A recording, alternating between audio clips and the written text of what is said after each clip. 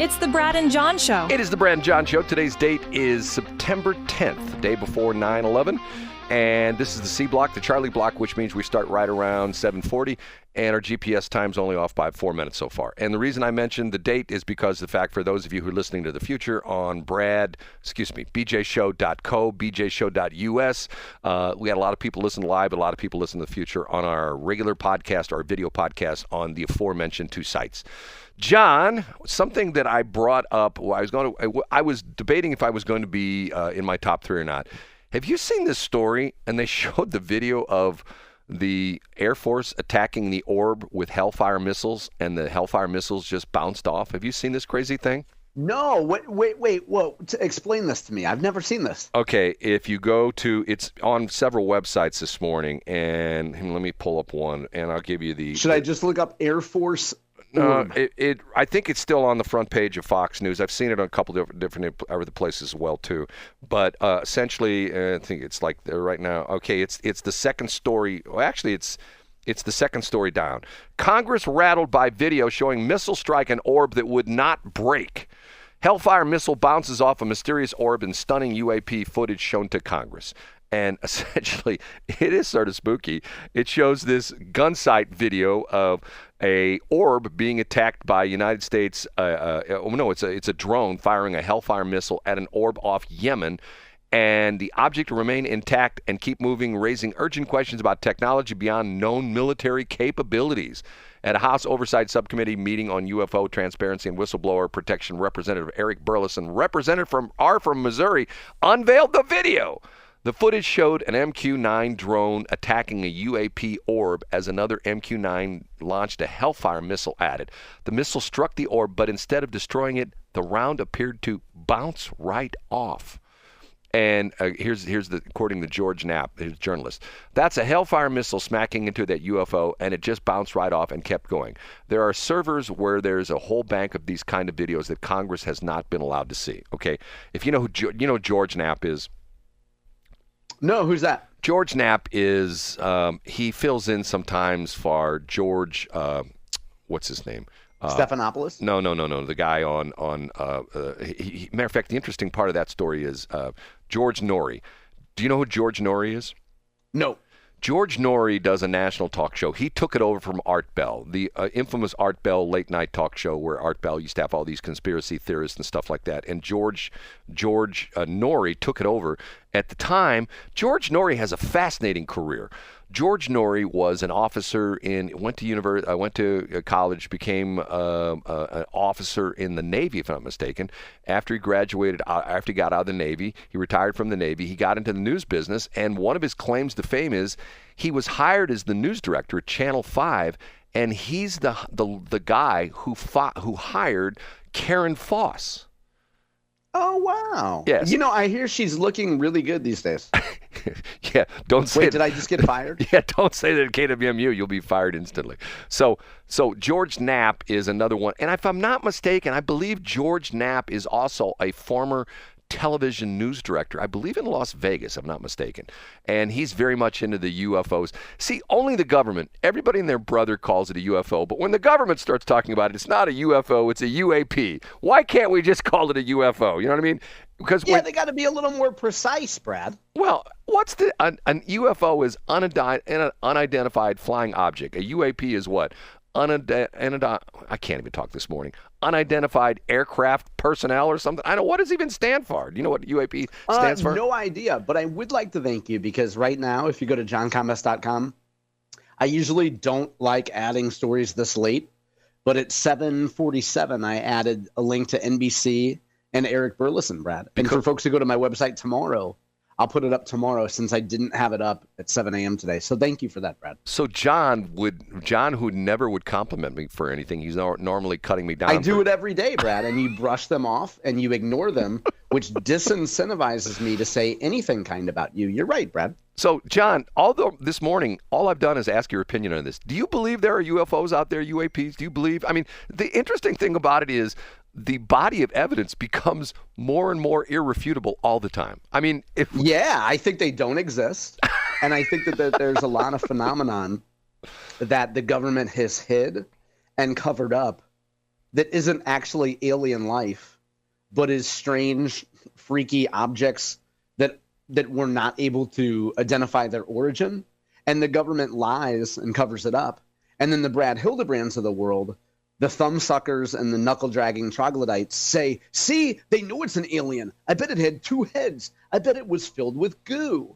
When really it's just some flying object. And if the government hadn't lied about it from the beginning, you wouldn't give numbskulls the opportunity to say that it's alien life.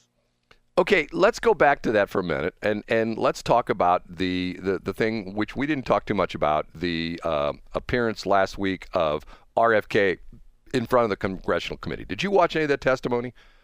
I did. Yeah, I saw clips of it. Yeah, brief clips of it. Okay, first off, his voice drives me nuts. I'm sorry. And, I should be more tolerant, but I hear that voice like that. Oh, God.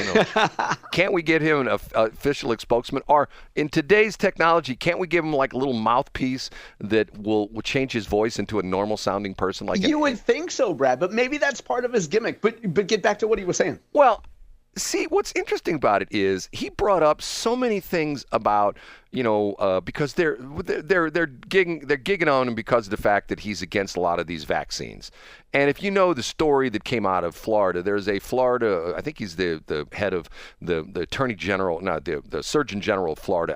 Do we have a Surgeon General in Missouri? Do we have like a head guy of like? Yeah, it's Dr. Eric Naputi, and you can hear him on various right-wing radio stations. I don't think it's that. It's Dr. Naputi. Okay. Yeah, we have no Surgeon General. Okay, there's no Surgeon General, but there's one in Florida. He's come out saying, hey, you moms and dads in Florida, you don't have to get any vaccines for your kids. I have a problem with that because of the fact that I do agree that I think what RFK was saying, that nowadays in some states, if you have a new kid by the time he's 5 years old, they have like 50 vaccines. Your kids are still relatively young. Have you ever counted how many vaccines your kids have had? I haven't counted, and I can't list them off the top of my head, no. But there's been quite a few, I would imagine, aren't there?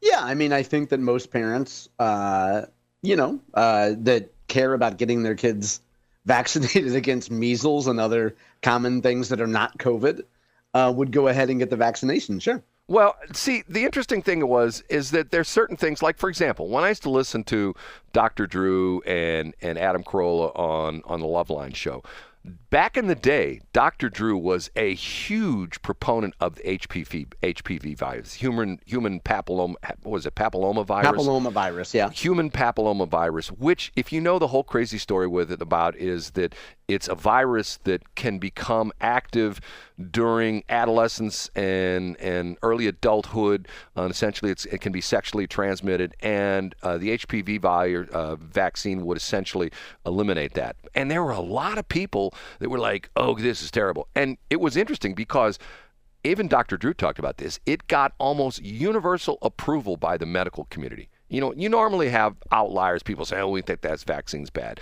Just like there's still people that say the polio vaccine's bad. Okay, that is a proven vaccine that has been around forever and ever and ever. And if you know the whole crazy story with polio, it was a scourge. There were lots of people. Matter of fact, I can remember friends of my parents. There was one guy that was a friend of my dad, and he had one leg was significantly shorter than the other, and he had problems walking and things like that. And I remember saying something to my parents, what happened to him? And my dad said he had polio. And as a young person, I think this guy was older than my father, not that much older, but like maybe 5 or 10 years, and he had survived polio, but a lot of people died for polio. The same thing with measles. You have the measles vaccine. We pretty much wiped out, and tuberculosis. We pretty much wiped out tuberculosis. We pretty much wiped those out. Now in Ladue, every child gets a similar vaccine, but it's called the polo vaccine. And that keeps you away from youth in the area who don't have access to the polo grounds. And that way you can only, grow up with and breed people who play polo. And for folks who are wondering, before Brad gets there, if you go to our YouTube page and you find our show, episode 299 on February 17th of this year, Brad did what looks like 7 minutes and 25 seconds against the March of Dimes and Brad's criticism of the March of Dimes. And you can find that in episode 299, that's C Block. John, just the other day, when I was listening to our very own station, Armstrong and Getty, who come on right after we're done here. They come in at 8:06 this morning. Armstrong and Getty were talking about this exact same thing of these organizations that were formed to promote the riddance of a disease or something like that. And when that disease was eliminated, eradicated, the charity continues on because of the fact that these people got to have a job and they got to do something. I told you the goofy story. Here we go again. John's going to go, here he goes again, about the guy who used to show up at our radio station, who at one point in time was one of our clients, and he was a big wig in Washmo. Everybody knew who he was, and he was the chairman of, I think it was March of Dimes. And one day he came in to do something in the studio, and I was sort of just kidding around with him, and I said, hey, and I won't mention his name, I said, what exactly does the March of Dimes do now? And I said, do you know the history of the March of Dimes? And he didn't. He didn't. Yeah, and then you told him to please, like John just said, go to episode 299, save yourself 7 minutes, 25 seconds, and hear Brad rant and tell the same story against the March of Dimes.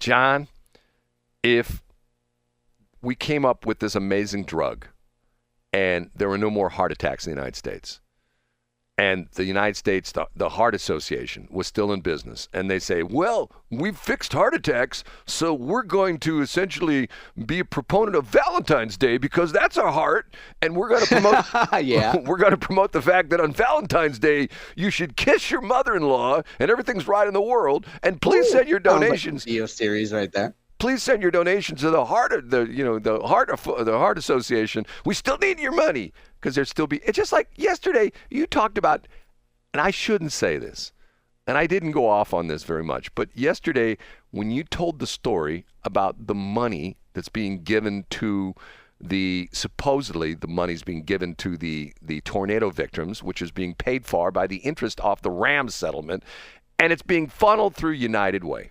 Okay. I thought to myself, that's just bogus. You know, it's just bogus. Why can't here's the problem with this. It's just like, for example, I know several people. Matter of fact, one of my family members, who I didn't even think about this, one of my family members, their entire life, they've lived in like 5 different places. Every place they've lived is on the zip code for the Josh Hawley deal. What is the Recon? What's it called? Recan? Rika, yeah. Rika, okay.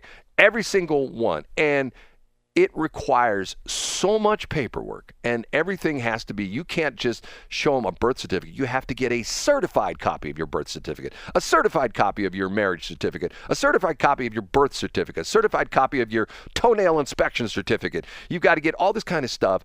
And they make it so tough, just like the crazy thing with, like, you know, John made fun of the fact that I told the story about a couple people that I know were upset about the fact when they went to get their property tax frozen in St. Louis County, they ended up at a place which is near where John lives on Clarkson Road out there, the St. Louis County West, what they call the West Satellite Office and stuff like that.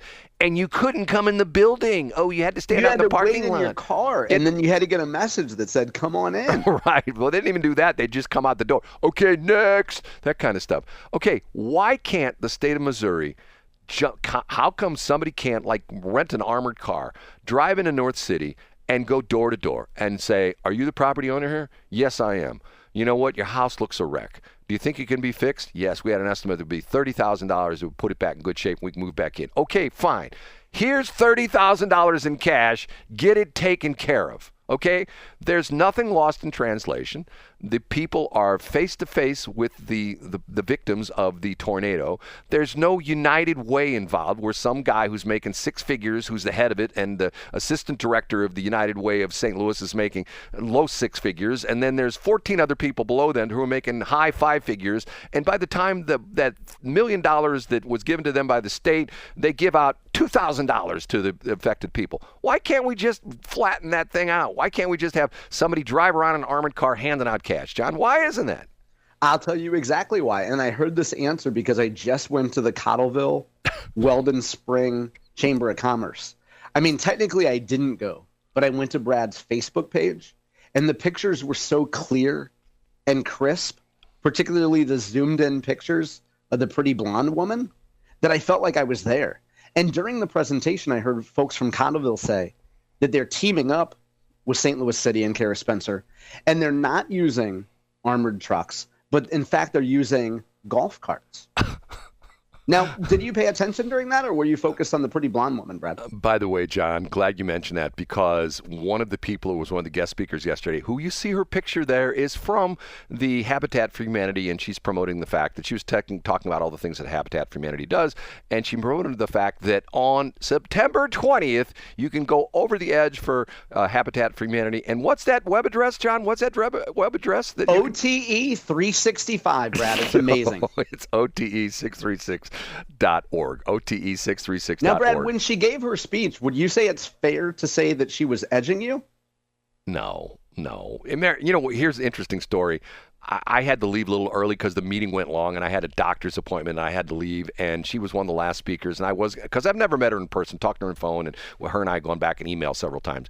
But when I sent her the pictures, she was like, "I didn't know you were there." But she did a nice job talking about what Habitat for Humanity, and I will say they have done an incredible job in St. Charles County, and this is specifically the Habitat for Humanity of St. Charles County, and they have whole areas of houses they've built, and it is sort of interesting because of the fact that I get critical of some of the charities, but this is an organization where you can really see what they're doing. And not only that, average Joes and Josephines get involved, swinging hammers and popping nails and cutting 2x4s and things like that, building these houses. If there's one thing people need who are in need, it's a house built by amateurs and a guy just swinging a hammer. What I love, Brad, is you went to your doctor's appointment, and thanks to this woman's pitch, you walked in and you said, "Hey, urologist, I'm cured. Take a look." No, it's 8 o'clock. It was my proctologist, John. That's who it was. It wasn't the urologist. Say goodbye, John. See you tomorrow, Brad.